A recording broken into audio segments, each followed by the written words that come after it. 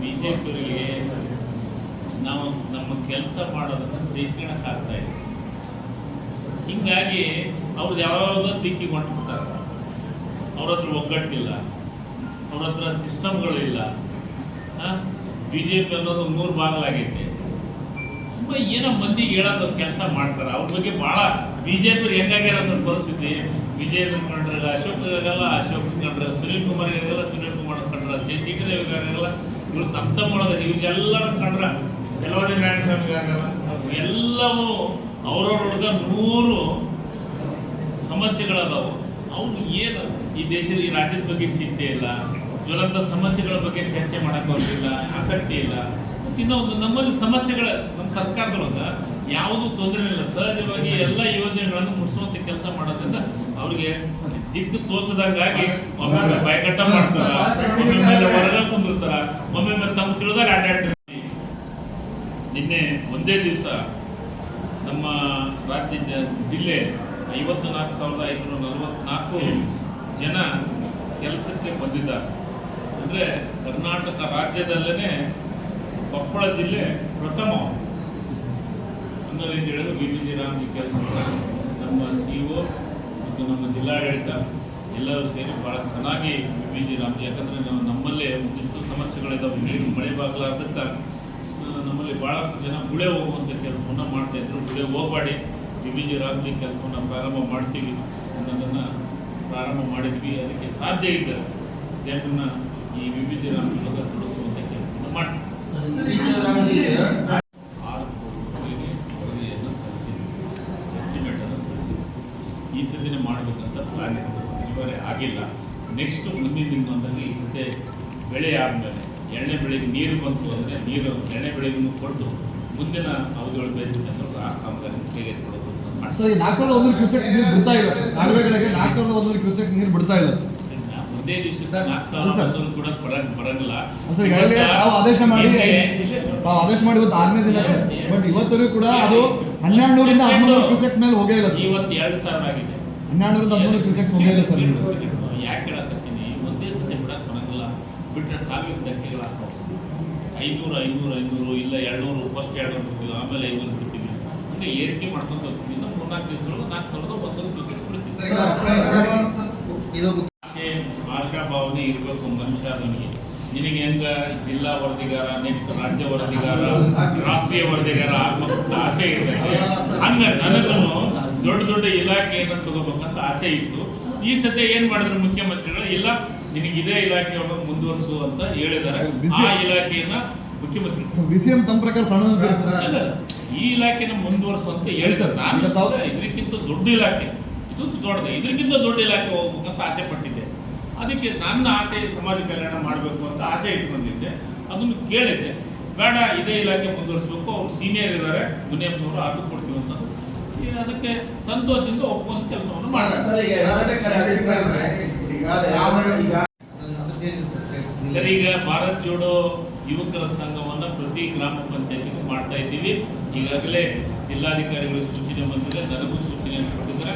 ಅಲ್ಲಿ ಸಂಬಂಧಪಟ್ಟಂತ ಎಲ್ಲ ತಾಲೂಕಿಗೆ UOಗಳನ್ನು ನೇಮಕವನ್ನು ಮಾಡಿದ್ದೀವಿ.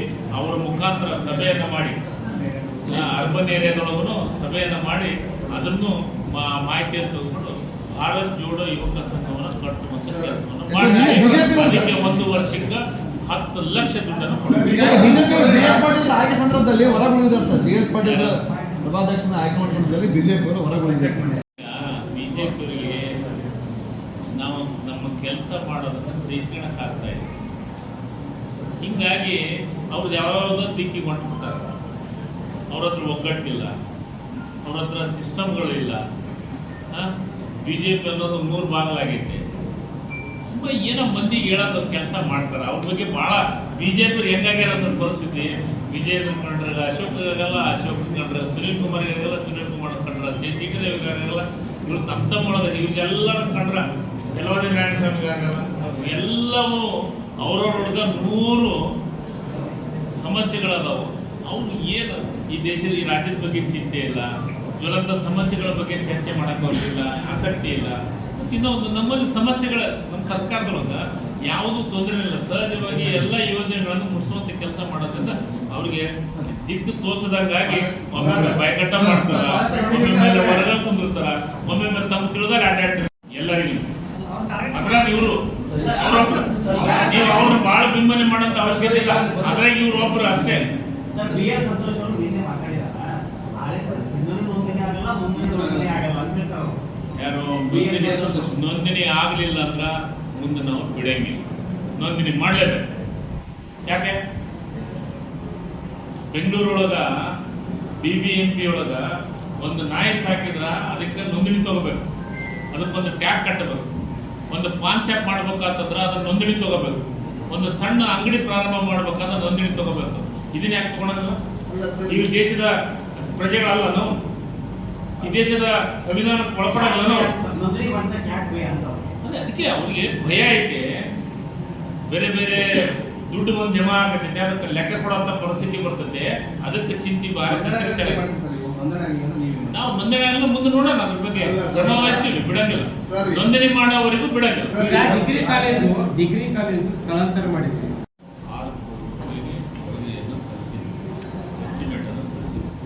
ಈ ಸದ್ಯನೇ ಮಾಡ್ಬೇಕಂತ ಪ್ಲಾನ್ ಇದುವರೆ ಆಗಿಲ್ಲ. ನೆಕ್ಸ್ಟ್ ಮುಂದಿನ ದಿನ ಬಂದಾಗ ಈ ಸದ್ಯ ಬೆಳೆ ಆದಮೇಲೆ ಎಣ್ಣೆ ಬೆಳೆಗೆ ನೀರು ಬಂತು ಅಂದರೆ ನೀರು ಎಣ್ಣೆ ಬೆಳೆಗೂ ಕೊಟ್ಟು ಮುಂದಿನ ಅವಧಿಗಳು ಬೇಕಿತ್ತು ಆ ಕಾಮಗಾರಿ ಕೈಗೆತ್ತಿಕೊಳ್ಳೋದು. ಸರ್ ಈ 4,001 ಕ್ಯೂಸೆಕ್ಸ್ ನೀರು ಬರ್ತಾ ಇಲ್ಲ ಸರ್. 4,001 ಕ್ಯೂಸೆಕ್ಸ್ ನೀರು ಬರ್ತಾ ಇಲ್ಲ ಬರಂಗಿಲ್ಲ. ಸರ್. ಈಗಾಗಲೇ ತಾವು ಆದೇಶ ಮಾಡಿ ಇವತ್ತು 6ನೇ ದಿನ ಸರ್. ಬಟ್ ಇವತ್ತವರೆಗೂ ಕೂಡ ಅದು 1200ರಿಂದ 1300 ಕ್ಯೂಸೆಕ್ಸ್ ಮೇಲೆ ಹೋಗೇ ಇಲ್ಲ ಸರ್. ಇವತ್ತು 2,000 ಆಗಿದೆ. 1200ರಿಂದ 1300 ಕ್ಯೂಸೆಕ್ಸ್ ಹೋಗೇ ಇಲ್ಲ ಸರ್. ಯಾಕೆ ಹೇಳತ್ತೀನಿ, ಒಂದೇ ಸತಿ ಬಿಡಕ್ ಬರಂಗಿಲ್ಲ.